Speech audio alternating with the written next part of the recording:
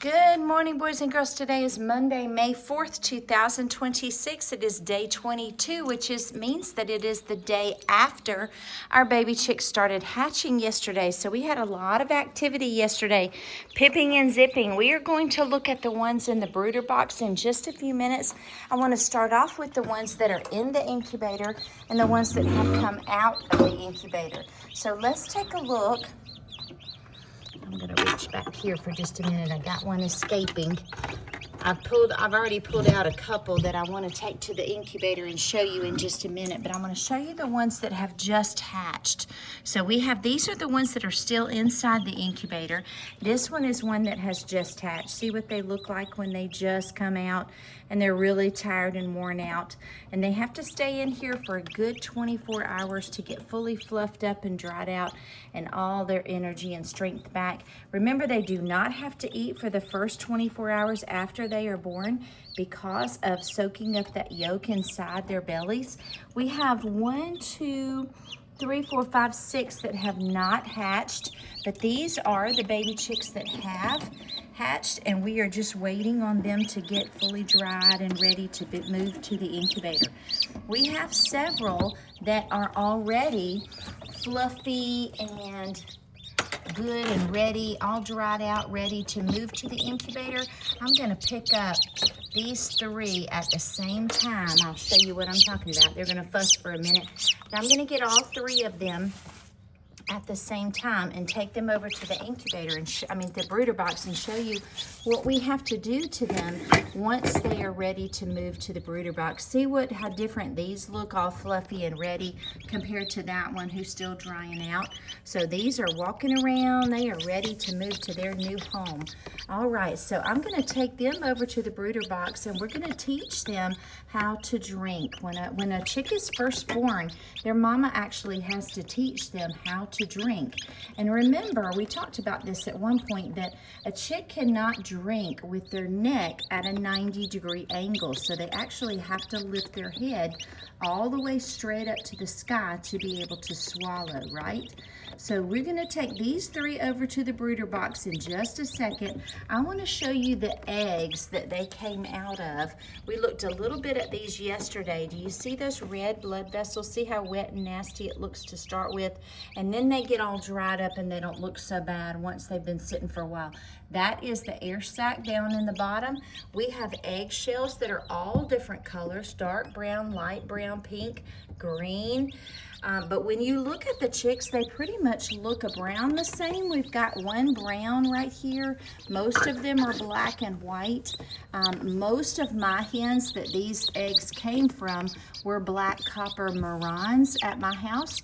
So we're going to take these over. Let me pick up these 3. They're so little that you can pick them up in one hand. See that? Their feet look good. We're kind of checking them out. Their feet look good. They've got a lot of energy. I am not squeezing them very hard because we don't want to hurt them. But we're going to bring them over to the brooder box with the others that we have. Look at this. We have a whole bunch of chicks this morning making a whole bunch of noise. So I count 7, 8, 9, 10 in there. And we're adding 3 more. That makes 13. And then we have, I forgot, is it 4 that have already hatched out there? So what we're going to do is we're going to take these 3 and teach them how to drink, okay? So watch me swipe. What we're going to do is put them down. And I've got to remember which ones I've done it to and which ones I haven't. But I'm going to dip their beak in there and teach them how to drink. So watch me swipe. I'm going to take their face and dip their little beak down in the water.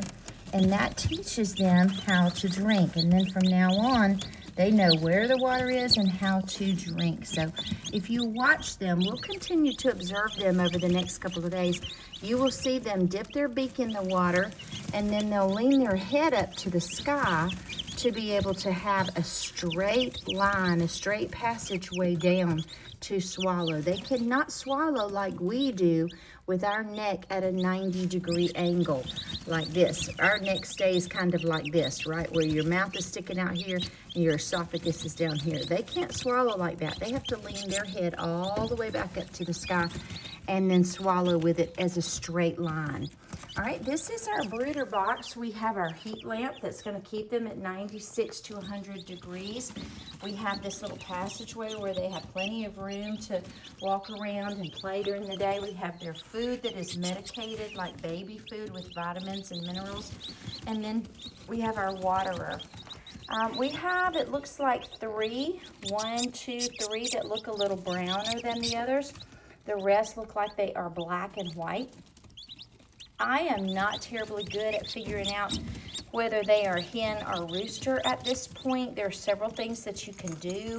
Some farmers actually look at their poop, and they look, as they poop, they're able to look at their bottoms and decide how they're hens or roosters. I've never been able to do it like that. The only thing I have been able to do, and I was maybe 50%, 60% right last year on these things, is that you hold them by their feet. When you hold them by their feet upside down, I don't know if I can do it with one hand, but you hold them by their feet upside down, and the way that they arch their back can tell you if they are a hen or a rooster. The hens, I believe, will arch their back up, and no, I'm sorry, the hens will curl up on their feet, and the roosters will stick their head up the other way. So see how this one is kind of sticking his head up to the sky? That would be a rooster. If they curled their body up towards their feet, that would be a hen. So that's the way I did it last year as far as trying to determine how many hens and how many roosters we had. And like I said, I thought I took all hens home, and I ended up with about 5 or 6 roosters. So it was a pretty good guess, but it's definitely not as accurate as a lot of farmers who do this on a regular basis.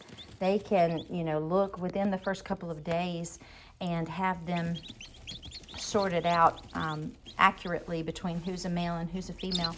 And then what the farmers do is they sort those male and female, and they mail them to places like Tractor Supply. Did you know that you could mail live animals through the mail, through your mail carrier? So they will mail them to places like Tractor Supply where other people can come in and buy. If they want just hens or if they want a rooster, they can come in and buy them like that. All right, so boys and girls, this is our very first day watching our newly hatched chicks. I'm going to put the camera down here for just a minute and let you observe their bodies. And today my students are going to be observing these up close. They're going to be taking care of them and helping clean the brooder box. We're going to have a lot of them out today learning how to hold them. And then when the rest of the classes come on Friday, my class will be giving demonstrations on all that they've learned about the chickens. You guys will get a chance to read their books. How exciting!